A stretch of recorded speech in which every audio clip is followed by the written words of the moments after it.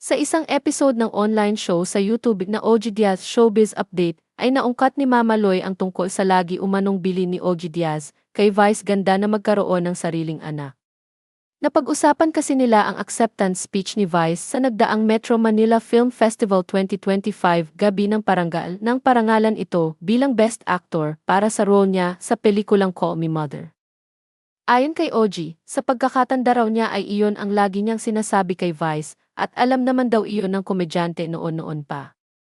Paliwanag ni OG, "Siyempre ang rason ko kung bakit ko siya gustong magkaanak at magkaroon ng sariling anak dahil sayang iyong utak mo. Sayang iyong genes mo."